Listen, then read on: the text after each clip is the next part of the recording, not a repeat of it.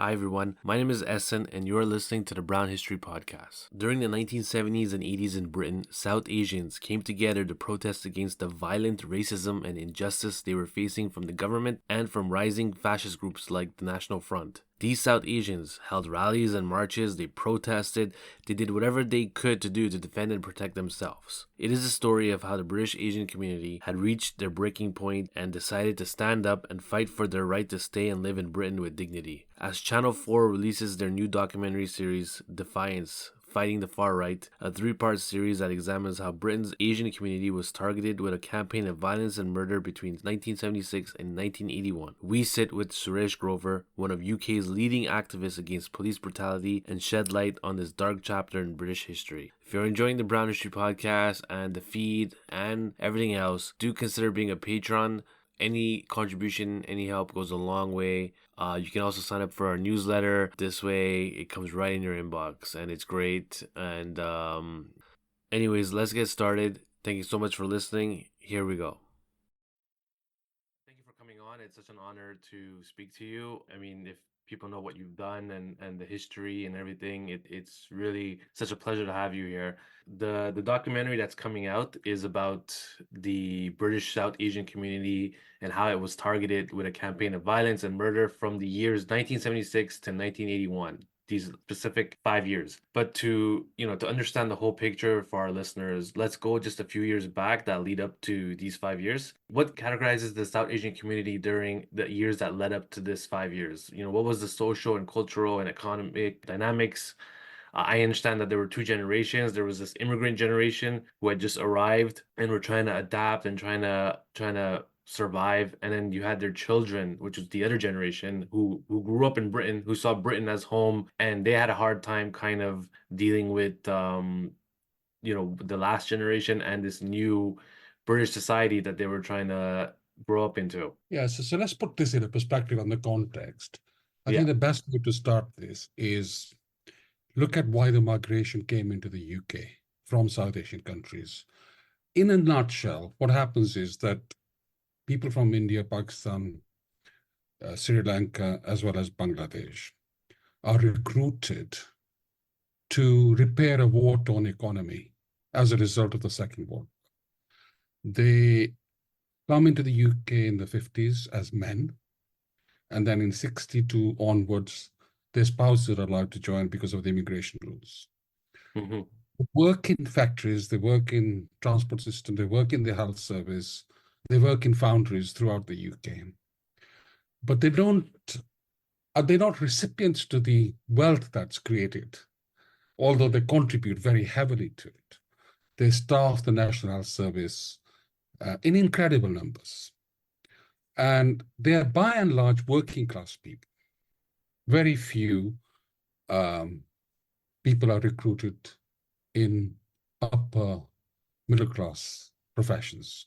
I was born in East Africa. My father was from India, and he left East Africa as a result of the partition. So we are directly in this country because of the events that took place during the partition and made our way in this country. My father was a civil servant in Mies Marketing Board, but he became a factory worker when he came because very skilled finance worker. And so we were left with our own devices. They suffered very seriously in terms of unionization and conditions at factories. They had to fight for proper salaries. They had to fight for unionization. In schools, generation like me, I came into the UK with my family when I was only 9 years old. And we had serious, what they call Paki bashing. Yeah. If you were seen as a Pakistani, whether you were not, it made no difference. It's similar to the N word used universally for people. Okay. And we had situations where when migrants were coming in areas where I live in Southall, which is West London, very near the Heathrow Airport, it is one of the biggest areas where South Asians live in London, and it's actually highly concentrated with Punjabi Sikh community throughout the UK. Housing uh, people who had come here, there were people who had been given residence in this country, but to qualify for local authority housing, which is the main social housing, local authorities passed legislation whereby the rules were that if you're a migrant, you had to live in an area for 10 years rather than 5 years for white residents. Okay. And you had busing for people like me. So if our school was more than a third migrant children, we were bused into white areas to be integrated, similar to busing in the southern states of US, right? Yeah. That is the context that exists.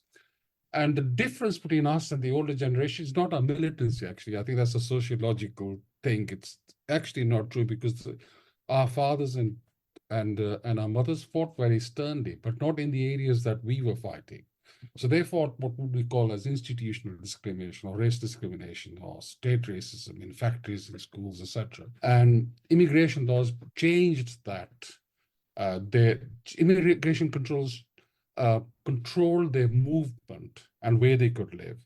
So most migrants of South Asian origin, and that's true for the African Caribbean community and the Black British community, settled in areas where there were inner city conurbations on the outskirts of rebels, which had been deserted by people who were working class communities and gone back.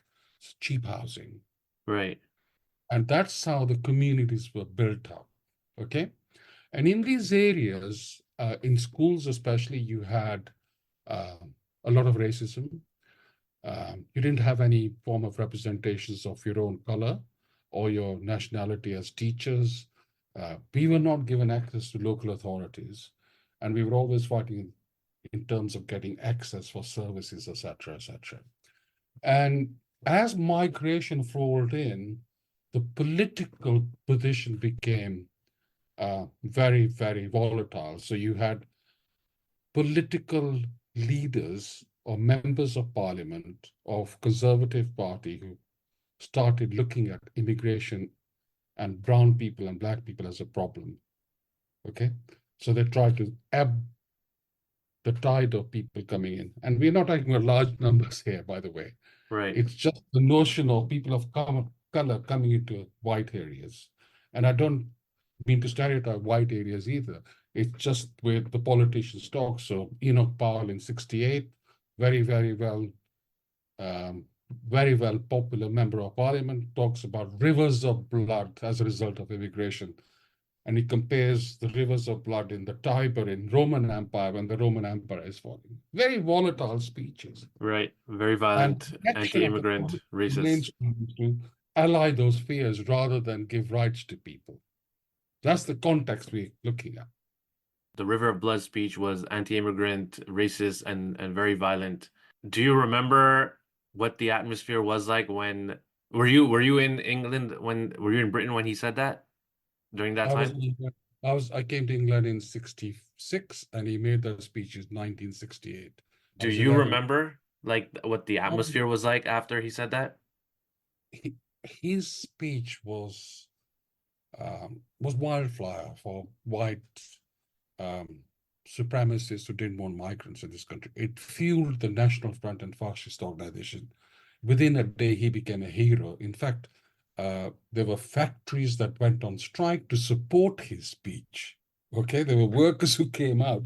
In my school, Wow. it's the first instance of Paki bashing. I didn't know what Pakistan. We didn't see ourselves as Indian Pakistanis. We just saw ourselves Asians. In fact, I did everything to integrate. In England, cricket is very, very popular. I come from in South Asia. Cricket is very popular in East Africa.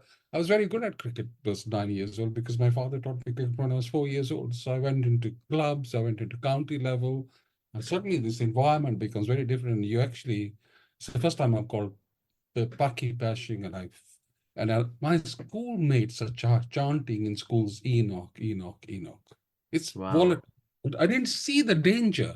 I didn't think it was going to get violent. I think they're not talking about me. I'm only 12 years old, 13 years old.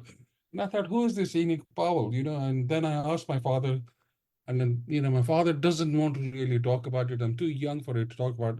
And then By the time we're coming into 16, we got getting beaten up, and it's still Enoch, Enoch. And then it also is that speech is a landmark of racists and fascists coming and growing themselves. So electorally, they start standing in elections in areas which are predominantly predominantly South Asian or African Caribbean or et cetera, et cetera. And that those election periods where they stand become polarized communities because you're blamed as a migrant. And I thought, actually, we were recruited to come here and work here. It's not as if we came through illegally or not. So that debate didn't even exist. And as a Kenyan, I was a citizen of United Kingdom and colonies. So Right. you didn't even have to apply for a British passport, you know? Yeah. Okay. And those laws and changes take place as migrant numbers getting bigger and bigger, and especially South Asian communities get bigger. And we can look at the trail of how the migration changes. So 71 Immigration Act defines patrials and non-patrials. So patrials are British citizens whose grandparents are born here or parents are born here. Non-patrial British citizens are people who have come here, but the grandparents can't be born here. So there's two categories of British citizens. Obviously, if you're black or brown, your grandparent isn't going to be born in this country. No. But if in the new Commonwealth countries, or the old Commonwealth countries, sorry, Australia, New Zealand, South Africa, even United States before, like Canada, before it became republic, your grandparents are likely to be born here. So those are the things that take place. 81 Nationality Act comes into power. For the first time, children born in this country are not categorized as British citizens. Your parents have lived here and been resident for 10 years. So those changes, shifts take place in order to control brown, black migration into this country. And as young people, there's a different trend taking place. We are not working in factories, but we see the impact of discrimination on our parents who work long hours. Both our parents work in factories, so children are left at their home. We come out of schools, we have to cook for ourselves. Right. But and all that kind of stuff from, I started learning to cook when I was 11 to look after my older children, older siblings, and my mother taught me, etc. And then you then face what we would call street violence. So hordes of people coming and actually provoking you to have a fight, beating you and assaulting you, calling you package, etc., and shouting Enoch when that happened. So I got stabbed by skinheads and fascists in 1973. Wow, really? Yeah, I wasn't, to be honest with you, listen, I didn't even know I was Indian or Pakistani. I just thought I'm British. I didn't even think I was British. I thought I was just a young kid. And I talked to everyone. In fact, I had a problem. I just talked too much because I would just talk. All right. Because I thought, and then everybody did talk to me. It's not that they didn't talk to me. But when the Paki bashing phase, it came like a wave in 1970s, and it caught you totally unaware of the violent intent and the murderous intent of that racial violence. Do you have any Uh, stories of Paki bashing in your youth? Look, that period lasted a year and a half. My Uh-huh. generation, 65 old or whatever it is, I don't even tell people about my age because I don't feel old. I just feel very energetic and passionate about what I do. I think 30% of my generation would have suffered violence and about 80% of it suffered abuse. I remember totally being embarrassed taking my mother to the town shop because she wore Indian dress because she would get abuse. And Wow. at first, you internalize that and say, maybe your mother shouldn't be wearing her Indian dresses, I remember people complaining the smell of curries that we cooked. Now it's the national dish in UK, right? So, so it's, and I remember lots of incidents. All my friends got beaten up or abused. I was, to be honest with you, I was very afraid of being beaten up. And what happens is at school grounds, people surround you. You don't. I was in a school of 1,000 kids. There were only 5 Asians. There were no African Caribbeans, so from Pakistan and India, and from being very good at sports, you get surrounded by people who you played sports with, and they goad you to have a fight. You end up being beaten up. You have 1-to-1, and then people just jump on you, so you never win.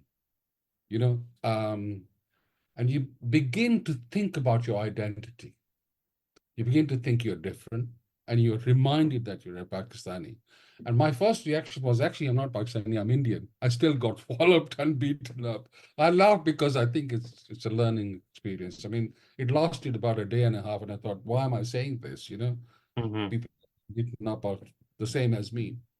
But it it it's my school teacher, and this is very common. My school teacher never called me by my name, Suresh. Called me Billy because I was from East Africa. He said, I'm Tarzan's kid.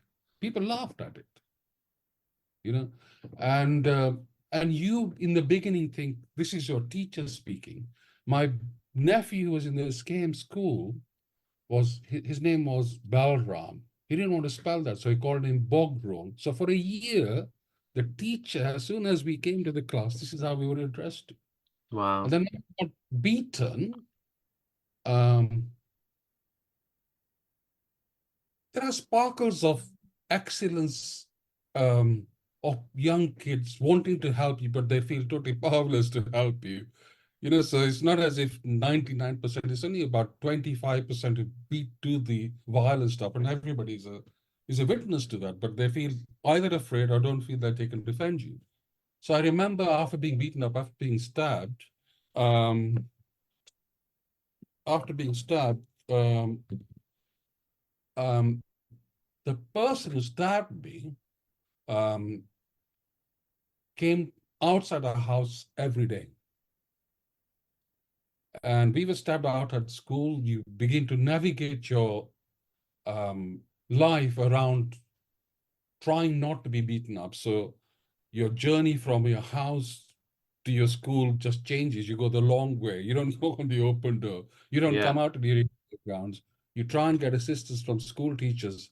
And some of them are afraid, some of them try and take a stand, but there's no school response to this problem. It goes on every day. You know, there's fights on the playground. Nothing actually happens.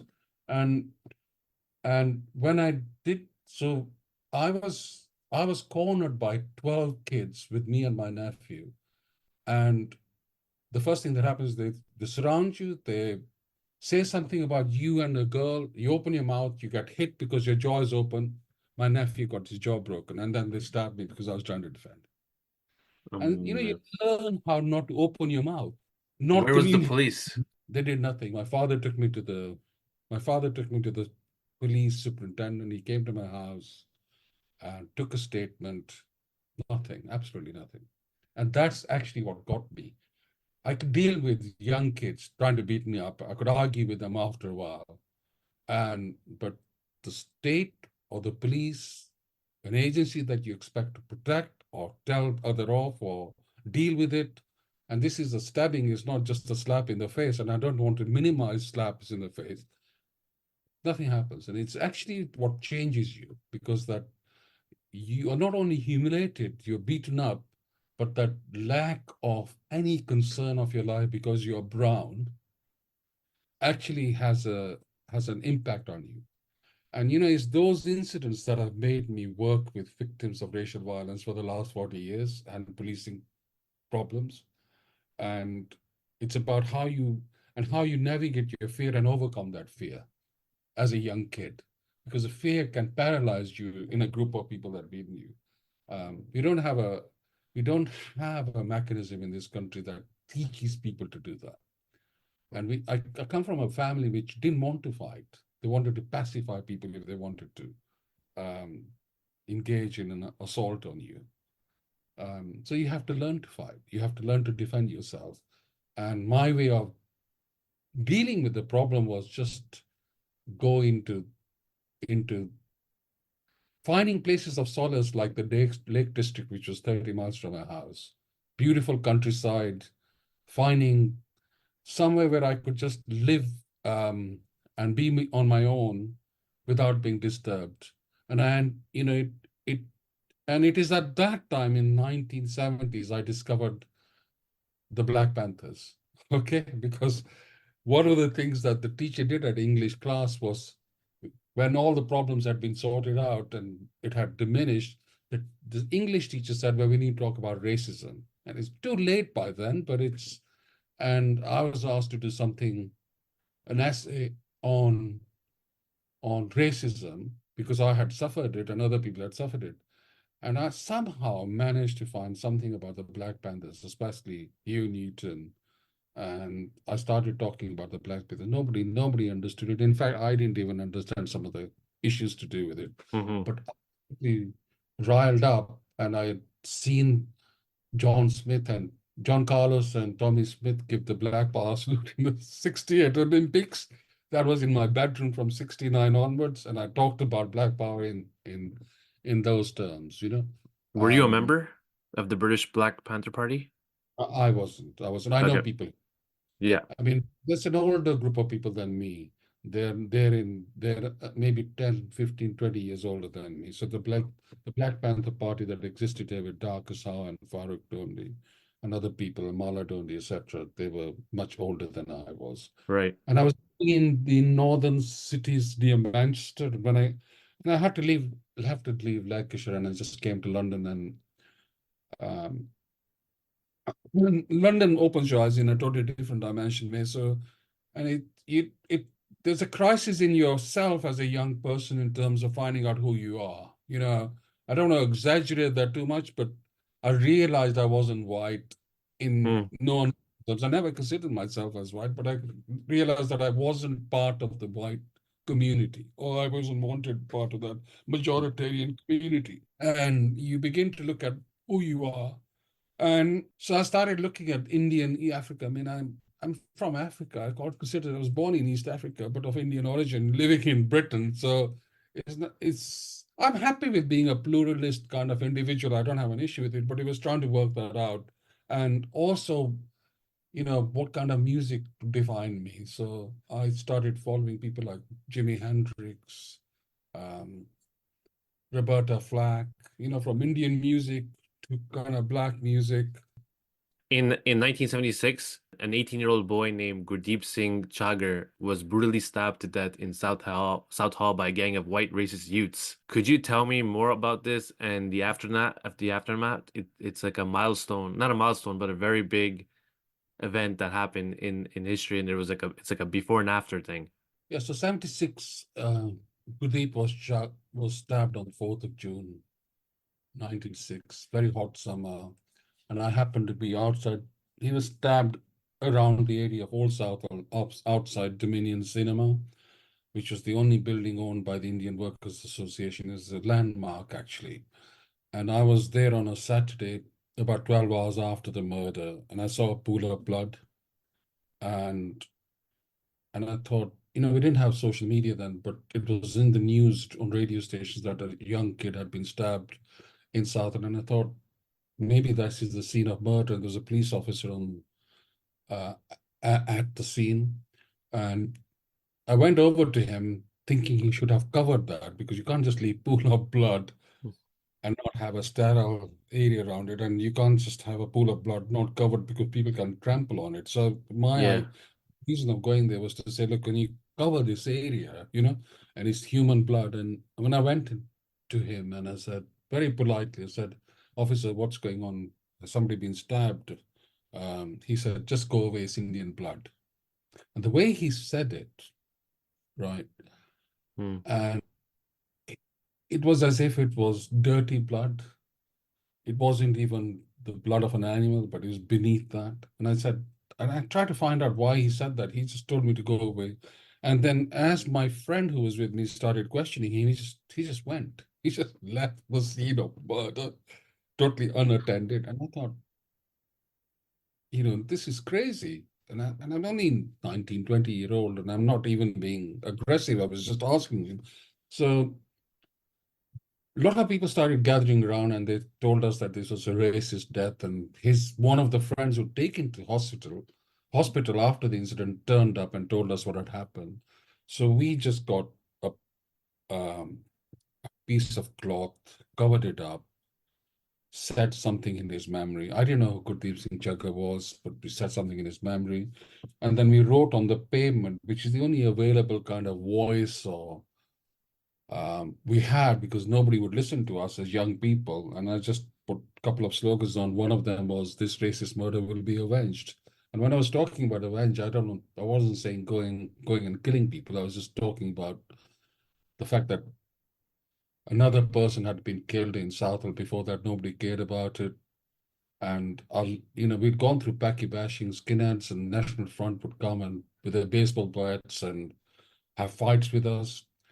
And I thought, I thought it's senseless for somebody to come into an area outside Dominion Cinema, which we felt safe in, and be killed, and a police officer to that have to have that attitude, which to me was totally racist, And people started speaking, and over a period of 2, 3 hours, 800, 900, 1,000 people gathered, and it ended up into days of public disturbances from Saturday and Sunday. People got arrested. We surrounded the police station. And out of that, the Southall Youth Movement was born in a matter of days. And everybody identified that as a trigger for us to take control of our own lives and not Right. rely on the to defend us anymore. And that Southall, which was known as a cultural hub of the South Asian community, as one of the key cultural hubs, and our protest and our defiance led to a mushrooming of galvanizing young people across UK. So within matter of weeks, you had in East London a youth movement, in Leicester in Midlands and Nottingham in Midlands, you had Asian youth movements. In the north, in Bradford and Manchester, you had Asian movements. In upper north, in Newcastle, you had youth movements. It just became, over a period of year, a constellation of different forces creating a movement of young people talking about building resilience and resistance against racism. And the kind of three building blocks around that was that we have to really challenge this notion that we are the problem rather than racism. And we have to expose that it's actually racism that is a problem. Right. So it's the race, the state and the police that is a problem. We can have a fight with the skinheads and possibly beat them, even change their minds, but they are being propped up by popular or notions of racism that exist in the establishment, and it legitimizes and normalizes them. So we had to bust the myth that we were a problem. And the second thing was we are not people who can't think for ourselves. We began to avidly read what was happening in the United States, in South Africa, and we started linking up with solidarity movements around Soweto in June 76 within the United States, in Very US, cool. Europe, etc. So it's just building resilience and knowledge, etc. And we then realized that you have to have three kind of stages on building a movement. You start with your personal resilience and safety and personal bravery, to community solidarity and community resilience, and so in the areas that you live in, you link up with African Caribbean communities, you link up with women who want to fight with you, you link up with other groups, social forces, progressive, white folk, trade unions, etc. And then you begin from that to social transformation on a national or a global sense. That's how we were thinking when in that period of time, Um, And what happens is that from 76, the trigger of Chaggar's murder leads to the 79 events and the 81 events, you know? When I were to Google photos of that era of the protests and the march and rallies of the 70s within the British Asian community, there is so much fire in those eyes. There's such a resistance spirit. Do you think the South Asian community in Britain or in the rest of the world today have that same spirit of resistance? Yes, I do. I think there are pockets of resistance. I think there are pockets of resilience, but I think there are also different problems that have emerged, which we need to deal with, and we need to be very honest about. The first is that in the 70s, right up to 80s, we were able to move ourselves from a community in itself to a community for itself through that Right. process. So it's Yeah. just a community of individual people or different organizations, but communities thinking that they have the power to change because of the consciousness that's been built around issues to do with racism or policing or social transformation. So it was the birth of Black communities. So although we were Asian, we linked up with people who were coming from colonies, and we had a common heritage of being colonized, and Yeah. therefore understood the nature of racism through the period of colonies rather than individual personal stuff, etc. What exists today is three things, and so you have two forms of racism. You have racism that kills and racism that discriminates. And what you do in terms of challenging is that you have racism that is direct, political, which also includes political representation. What you have in Britain today, at the core of government, are people looking like me and my relation. Prime Minister is Rishi Sunak, who's Yeah. Hindu, Yeah. Indian, Looks like you. from East Africa, Swala Braverman. You have African people of African descent in the government. So our our arguments of representation was for marginalized groups, for people who do not have access to anything, Right. who are working, who are discriminated and oppressed. What you have in Britain today is a confused picture of what representation means, and it's totally exploited by the right as well as the elite. Sunak and people have nothing in common with me whatsoever. They're from the elite. They don't actually come through the struggle. And in fact, they gaslight people who talk about racism. Okay. And their positions on issues like immigration or policing are exactly what the far right had in 1970s.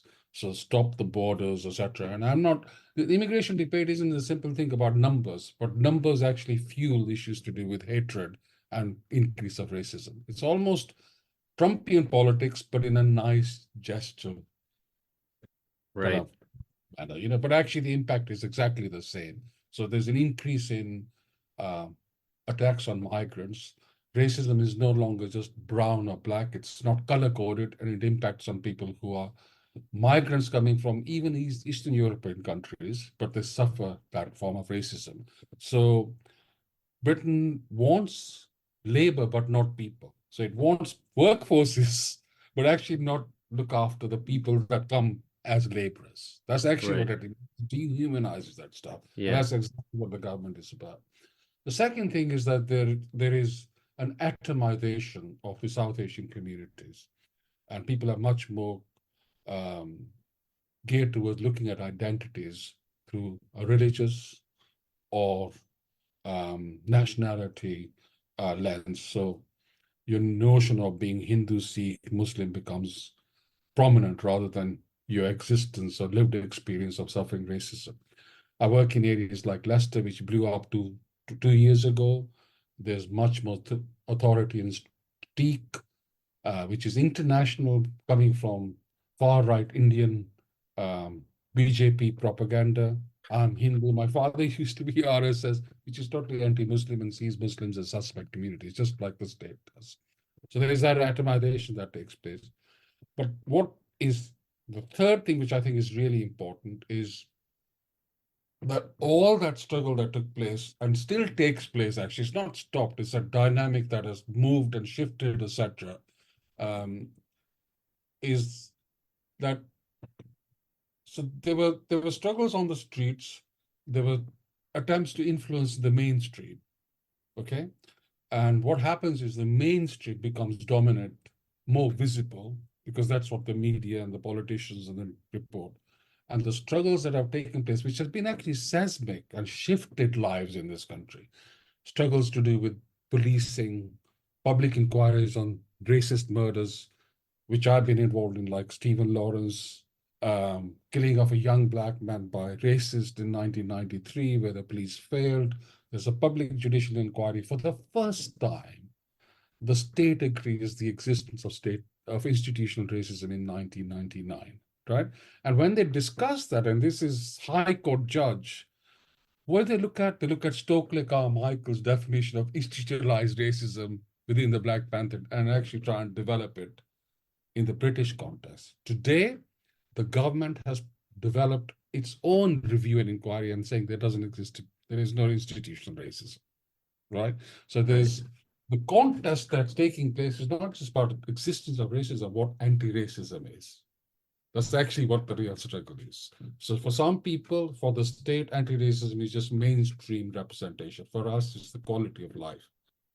In 1979, there was a protest being held in Southall to prevent the National Front from holding a meeting. Thousands of police officers were deployed on the protesters. One protester, a man named Blair Peach, was hit on the head by a police officer and died. And there was a big uprising after that. What impact did that have on British society? And as a follow-up question, I think maybe it's important for listeners to understand who don't know, if you can explain to them what the National Front is and how much of an impact they had on your life and the lives of the British Asian community. You have an election taking place in 1979 April. Yeah.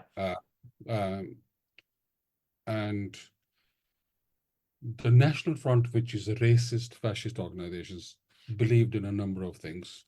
The first was repatriation of people who are people of color, although they may be British citizens, into the countries that they came from, and used finances to force repatriation of people because they believe, one, multiculturalism does not work, that it threatens white supremacy and so-called white nationhood.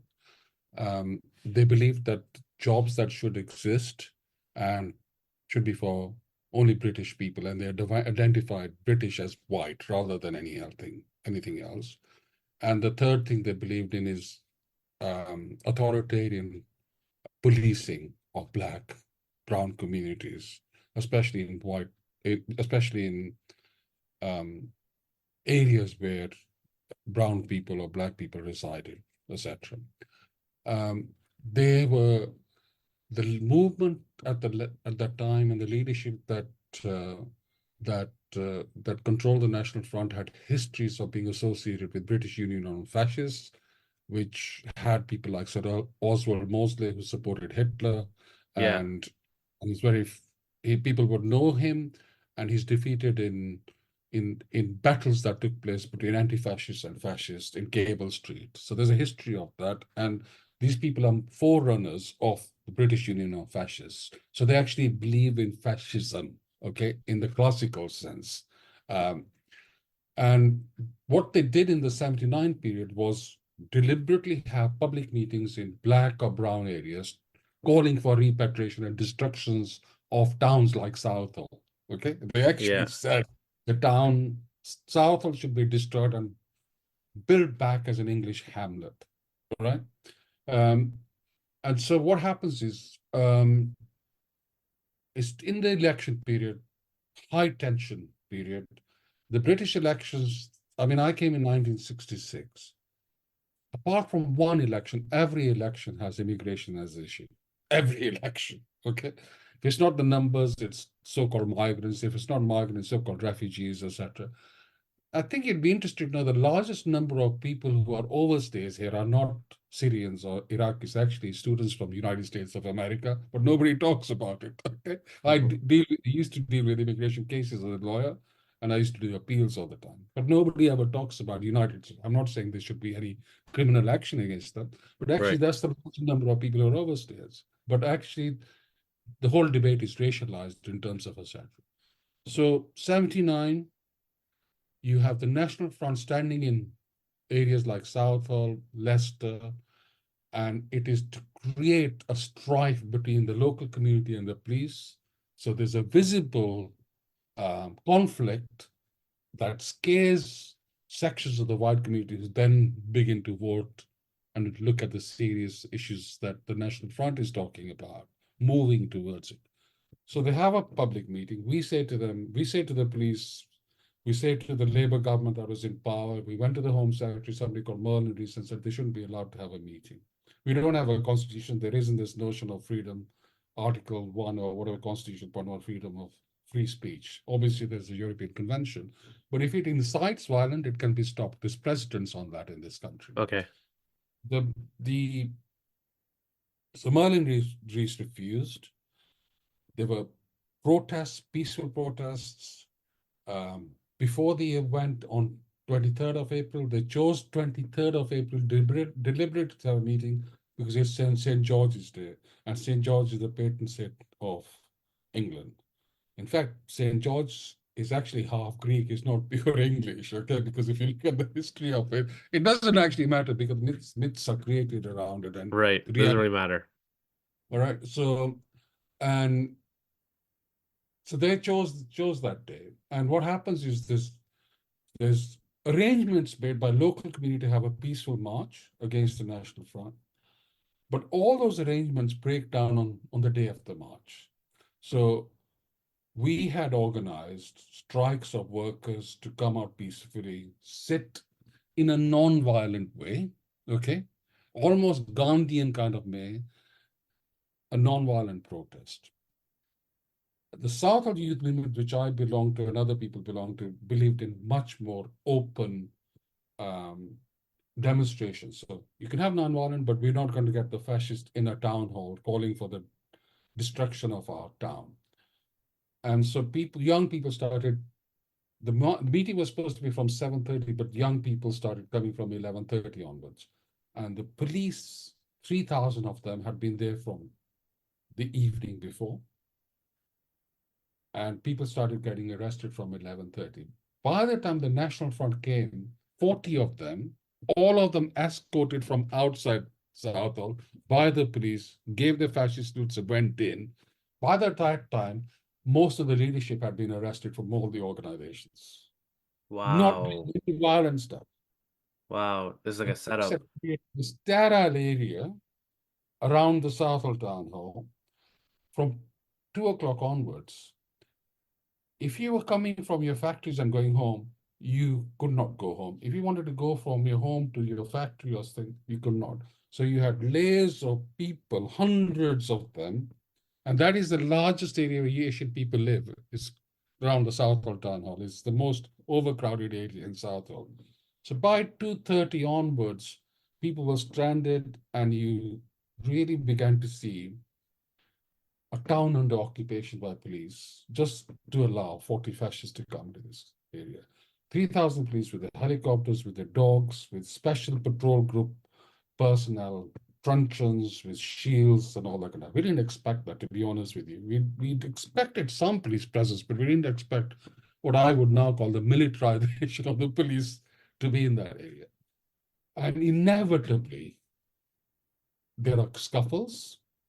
I saw priests, it was raining that day, I saw a priest being arrested, holding an umbrella, trying to pick a woman up, and he was done for threatening behavior, okay?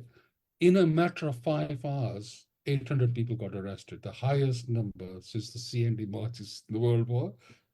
4 hours, 800 people arrested, taken to different stations, 345 people were charged with criminal offenses.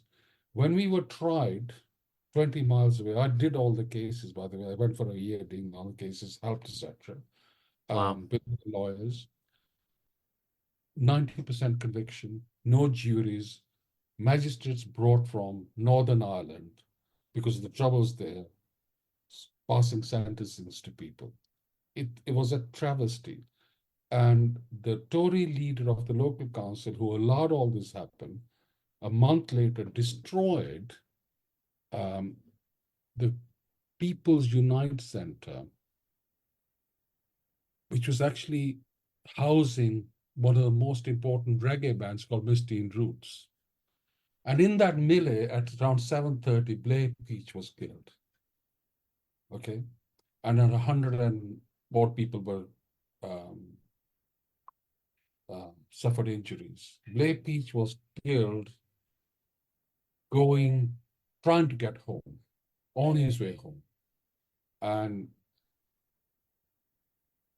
I've been dealing with Blair Peach's case since 1979. I worked with his partner. We went to the inquest, forced a jury to look at the circumstances leading to his murder. And the police denied they had anything to do with it. In 1989, 10 years later, we got the radio transcripts of police officers at the station with police officers at the area, the location that he was killed. It clearly shows special patrol vans at Orchard Avenue where he was killed. And you can identify 5 officers who are responsible for his murder. The coroner who investigates the murder actually came up with 2 theories which are unrelated to facts. First, he says the reason why Blair Peach was killed is because he had a thin cranium. So he blamed. I'm laughing because I think it is shocking that It is we have crazy. heard of stuff. Yeah. And the second thing they said was, well, Blair Peach may have been killed by his own supporter to create a left-wing march. Right? Terrible. And the leader of the council who allowed all this to happen, a Tory leader, got OB for community relations a month later. That cynicism, that violence, that brutality, it shifts you and it turns you, and you are pulverized by that operation that takes place only a day, but it's a history of people trying to protect themselves from fascism on your doorstep. And you get brutalized for that effort. And, Blair Peach has become a son of Southall. I regard him as my brother. I've never known him. But I think his solidarity of coming from East London as a school teacher on that day should be rewarded, and he shouldn't be criminalized or killed for that. Solidarity is one of the key things that builds human bond with each other, so we can get rid of all the injustice that exists in this world, or discrimination.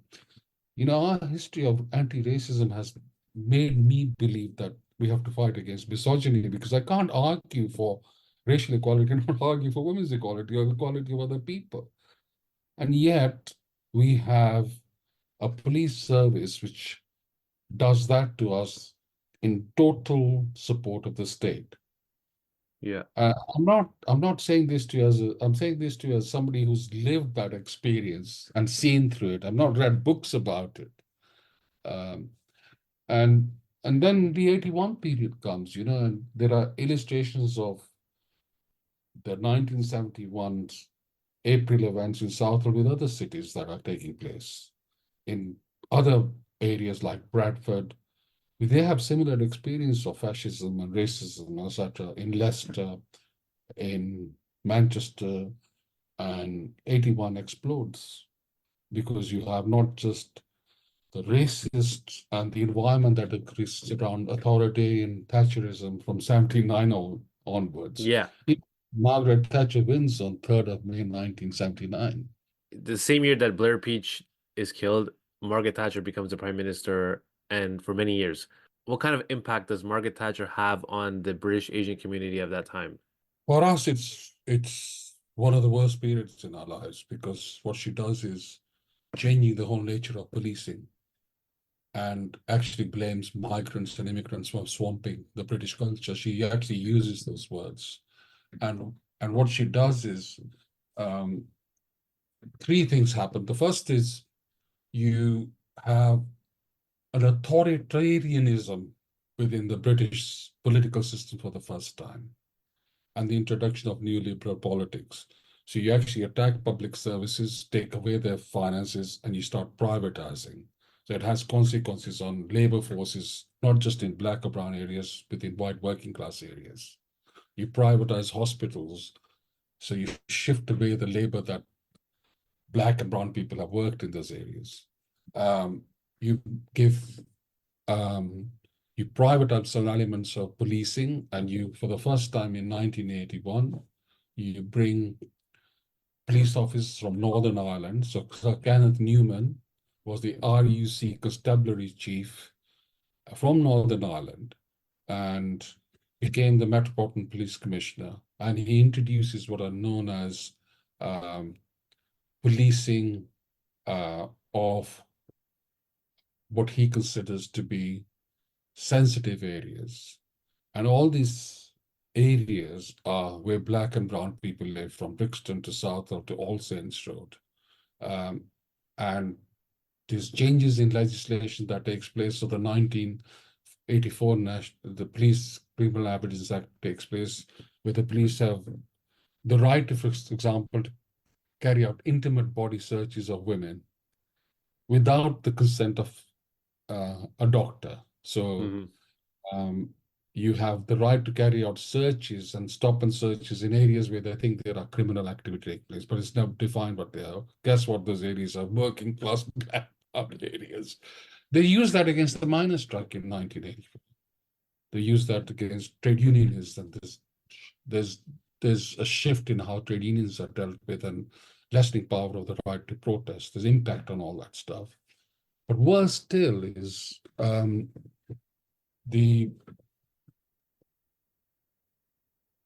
how young people are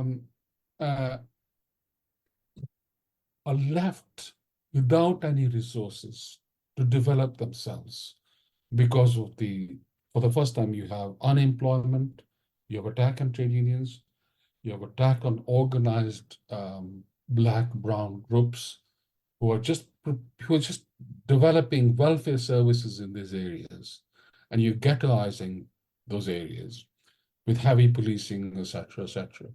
And I think the impact of that is the 81 events as a reaction to Thatcherism. So 30 cities blow up, and there are cities from Bradford to Bristol to Manchester and all those areas that blow up within those areas are inner city conurbations where both black and white and brown working class live. So it's policing and poverty combined together. It's the giant twins of poverty and racism that shifts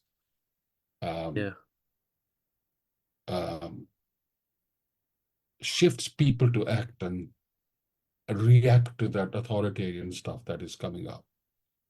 There's alarm about mugging of black people, young, especially younger, stereotyped, and the amount of force that the attention and violence that they experience is shocking from 1979 right up to 1983, 84 onwards.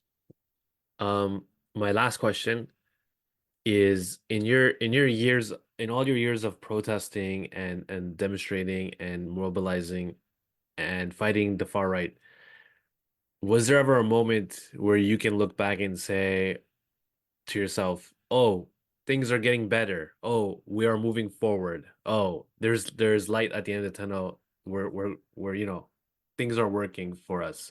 Do you remember when you first felt that in the 70s and the 80s? Yeah, all the time, actually, to be honest.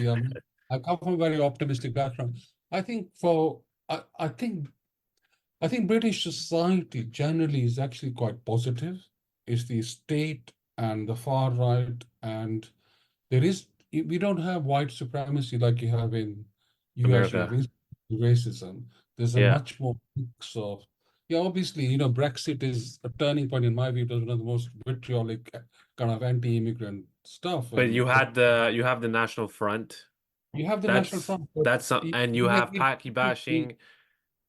Look, we did in 1981. The front came into Southall. We resisted and we defiant and we burned the pub that they came into. They've never shown their faces in Southall again, ever. Right? I'm not saying violence is necessary, but to me, the burning of Hamlet Tavern was was unnecessary, was an unnecessary necessity, if you can call it that. It was unnecessary because we should have been protected. It was necessity because that's how we had to survive and make sure they never came back. Right.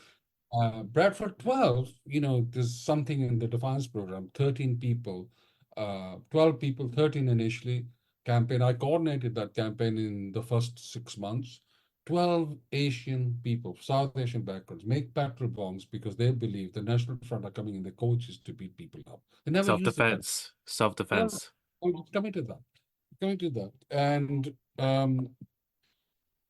they they make the but never use them. The police arrest them for conspiracy charges that were used in 1871 mutiny of the Indian army. Conspiracy charge, almost a conspiracy, almost terrorist offenses. They argue self-defense. We win in court. It's a precedent for self-defense. That's a victory. Yes. Okay. And it is the only victory in the 81 period, etc. There are moments where we won. We had the longest Grunwick strike of Asian women workers in 76. Didn't win that, but there's a moment of elevation when the National Union of Mine and the trade unions came in their coachloads and hundreds and thousands to support Asian women. You've had those examples in this country. Stephen Lawrence, I was the coordinator for the Stephen Lawrence. I'm just giving you an example that I know, so there are hundreds of other examples. Yes. A child was killed, a young black man was killed. The police failed to charge a suspect. Mandela sees his family. So he's killed in 93. Nelson Mandela comes to the family, meets the family, and comes out of the Piccadilly hotel where he meets them, and he says black lives in this country are as cheap as in South Africa. This is 1993, right? A public inquiry takes place in 98. It's the first time that a public inquiry says, first time the establishment agrees that the police failures weren't anything to do with lack of leadership or incompetence, because the police had put their hands up in the public and said, we are incompetent, right? But we are not racist. The inquiry found them to be institutionally racist. Right? It gives you that tool to incrementally move forward. So as an activist, as etc., it's not just demonstration. We are strategic thinkers, We can think strategically, we can analyze, we can build the building blocks to move forward. And some of the experience that we learned are from Northern Ireland, some of the experience we learned from US, some of the experience that we learned with the collective memories that we have from South Asia. Yeah. When I put that slogan in 1976, "This murder will be avenged," I didn't know until 20 years later that Udham Singh, a young guy who witnessed the Jallianwala Bagh massacre in Amritsar during the colonial times, had put exactly the same slogan of the people who had been killed: "I will avenge this murder." All right, I had no idea he'd done that. There's that collective experience that comes directly from being discriminated, oppressed, marginalized, and we have victories on the road. Yes, we have terrible things happening now. There's no question about it. I cannot Right. watch what's happening in Palestine. I just can't deal with it. But I go to the march all the time. But I see that as a living proof of what colonization is, or what we experience. When we've come out of it and we think we can change the system. I haven't given up on it. And it's, I'm not somebody who just does it for a future generation. I want it to happen now. Because Wow. if you do not want to, if you want the possible to happen, you have to demand the impossible. I don't care whether we think, we live in reality, we are not utopian. I think we have to go beyond the notions of accountability when we talk to police. There are too many examples currently and before on how they're not accountable. So we need to move forward, whether it is defunding or something, a field which we have to find collectively. But that's a discussion that we have to have amongst ourselves. That's a beautiful way to end this interview. That I really appreciate you coming on. This was really beautiful. This was really insightful. I wish there was more of this taught in schools, and these stories are shown in movies and documentaries. And that's Yeah, why I think this documentary is sensational, because for the first time it goes into schools and people will look at it and think, wow. So yeah, I have to commend people who made it. I've been knocking at people's doors of production for 10, 15 years and saying, do this, do this. I've been told no, and I'm elated that it's being done. It has strengths, it has original photograph, unmatched, seminal footage of the area, the events that are taking place, and how people are thinking about it 40 years later. It's actually serious. yeah. And it's something that the South Asian community today can be proud of, to looking Yeah, back at this history. very proud. Yeah. Thank you so much, guys. Thank you so much. Have a great weekend, and Thank